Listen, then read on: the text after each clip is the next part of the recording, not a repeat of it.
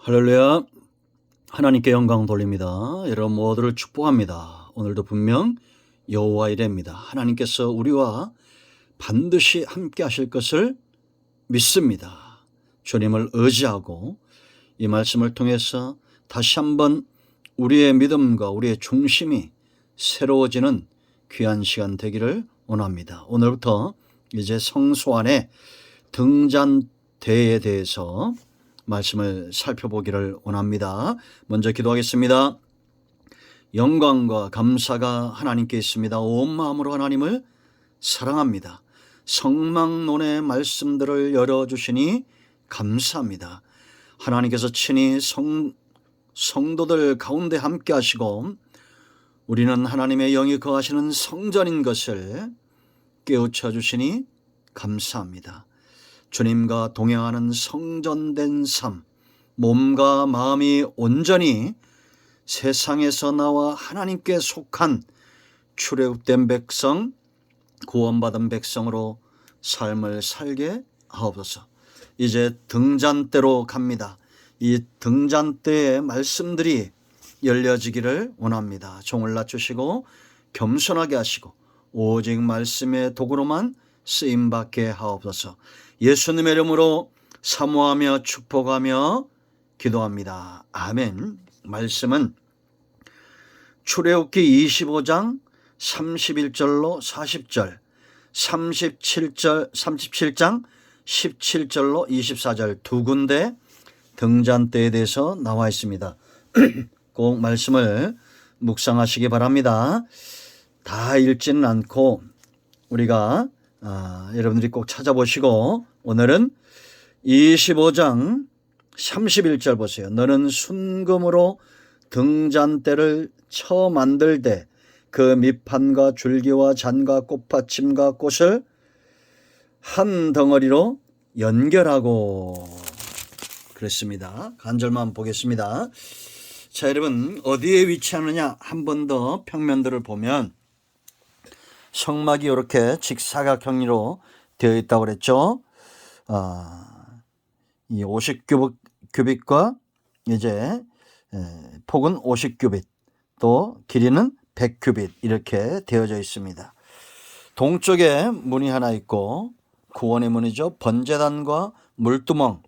백성들은 번제단까지 백성들의 영역입니다. 이 나눠져 있다고 그랬죠. 지금도 여전히 백성 수준에 머물러 있는 사람들이 있습니다.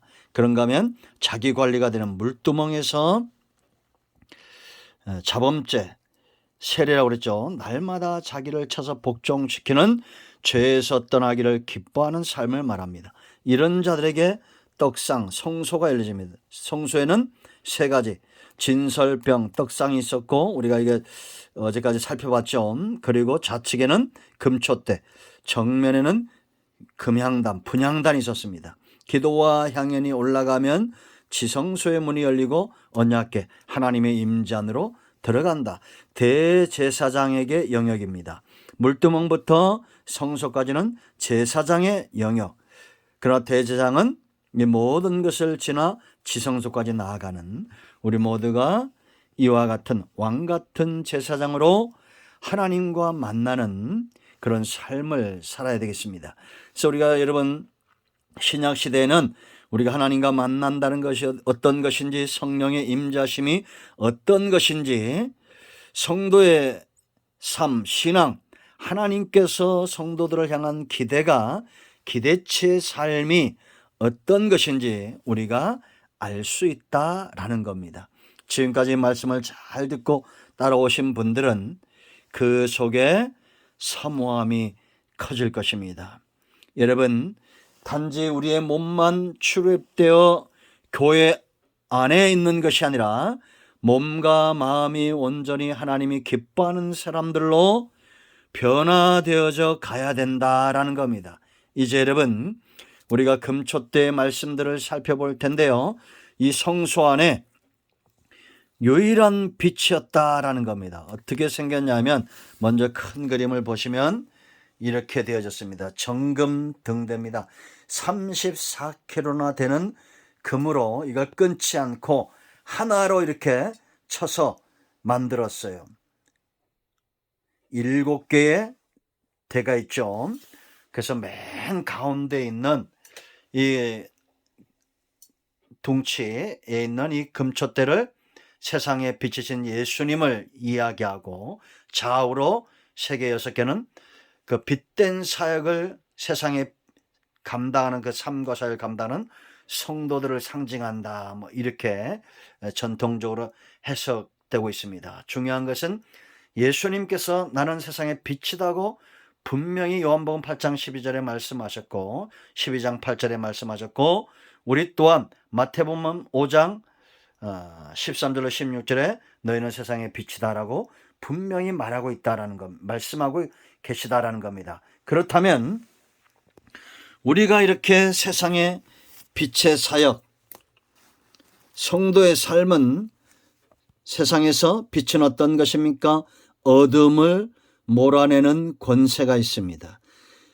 빛 외에 다른 것들로는 어둠을 몰아낼 수 있습니까? 없습니까? 없습니다.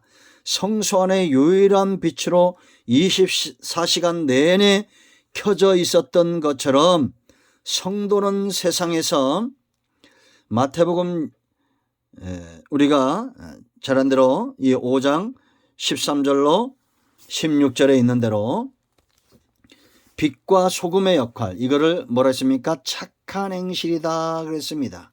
여러분, 인간의 본성은 악하죠. 원래 악하게 태어났습니다. 왜 그러냐? 죄가 들어왔고 죄인의 후손들이기 때문이에요. 이러한 죄악된 성품들이 어떻게 착한 행실로 변화될 수 있습니까? 그건 오직 하나밖에 없습니다. 우리가 예수님을 믿음으로 성령으로 충만할 때 가능해지는 것입니다. 그러므로 여러분, 성령의 열매들이 있죠. 9가지 열매가 있습니다. 다시 한마디로 말하면 착한 행실이다, 이렇게 보시면 됩니다. 지금도 여러분 세상에는 우리 눈에 보기에, 우리의 귀에 듣기에 얼마나 악한 일들이 많이 일어나고 있냐라는 겁니다. 세상을 비추는 빛의 사역을 감당해야 됩니다. 어둠을 몰아내는 유일한 능력이다라는 것, 하나님의 기대치는 성도들을 통해서 세상의 모든 어두움들을 몰아내기를 원하신다라는 겁니다. 24시간 내내 켜져 있었던 것처럼 성도는 우리의 중심, 성도의 중심이 바로 성령이 거하시는 심령의 성전이 되죠. 그러므로 여러분, 날마다 성령 충만해서 빛의 역사를 감당함으로 하나님이 성도들을 향한 기대, 어둠을 몰아내는 것, 그러므로 여러분, 하나님의 아들들이 나타나기를 기다리는 것이 바로 온 천지 만물에 우리가 로마서 1장에서 보았던 대로 하나님의 사람들이 나타나야 됩니다. 성령의 사람들이 세상에 나타나서 예수님이 내가 곧 세상의 빛이니 나를 따른 자는 생명의 빛을 얻으리라 말씀하셨던 이 사역과 삶의 완성을 향해서 나아가는, 우리가 있는 곳에 빛의 사명을 감당해서 예수님의 사역의 한 모퉁이를 감당하는 저와 여러분이 되어야 될 줄로 믿습니다. 이제 중요한 것은 어떻게 하면 이 세상을 비추는 이 빛이 더 강력하게 성소 안에 유일한 빛이었던 이 빛이 어떻게 더 강력하게 나타날 것인가. 우리 심령 안에 성령 충만해야 그런 사람들이 가는 곳마다 강력한 빛의 역사, 성령의 역사, 착한 행식, 삶이 나타나므로 사단의 역사, 어둠을 몰아내는 그런 일이 일어날 것이다 라는 겁니다. 여러분, 세상이 평안하고 세상이 선하며 부유하며 그 삶의 비결이 보이죠? 어떻게 하면 됩니까? 죄를 막는다고 막아집니까? 아닙니다. 먼저 믿은 자들이 빛으로 충만해서 그들이 있는 곳에 어둠을 몰아내야 됩니다. 여러분, 우리가 선한 사람 앞에 서면 우리 자신이 보이잖아요. 예수님 앞에 섰을 때 베드로의 어둠이 다 드러났습니다. 등불을 켜서 등대 위에 두잖아요. 등경 위에. 그래야 다 비출 거 아닙니까? 아무리 약한 자들도 예수님 앞에 서면 그 죄성이 드러납니다. 우리가 가는 곳마다 범죄자를 만나면 그 죄가 드러나고, 세리를 만나면 그 죄가 드러나고, 창기를 만나고, 어떤 죄인이라도 주님이 만났을 때 그 어둠이 드러나서 밝히 비춰져서 그들의 영과 삶이 회복되었던 것처럼, 하나님은 우리를 향한, 이 시대의 성도들을 향한 기대치가 있다라는 겁니다. 이제 우리는 어떻게 하면 성전된 내가, 성전된 교회가, 보이는 성전과 또 보이지 않는 우리의 심령의 성전이 더 강력한 이 금촛대의 불이 타오른 것처럼 그렇게 충만한 빛으로 나타날 수 있을 것인가, 그 원리들 7가지를 보게 될 것입니다. 아멘. 기대합니다. 오늘은 여기까지 합니다. 기도합니다. 주의 은혜를 인하여 감사합니다. 하나님, 우리 안에 성령 충만함의 역사를 사모합니다. 우리의 착한 행실이 밝게 빛나는 빛처럼 우리가 있는 곳에 성령 충만해서 빛으로 나타남으로 어둠을 몰아내는 역사가 있게 하옵소서. 너희가 세상의 소금이고 너희가 세상의 빛이라 말씀하셨사오니, 성소 안에 유일한 빛이 비추었던 것처럼 우리 안에 성령의 강력한 빛이 나타나기를 원하고, 우리가 가는 곳마다 어둠이 물러가기를 원합니다. 우리 가운데 마음이 상한 자, 병든 자 치유하시고 회복시켜 주시옵소서.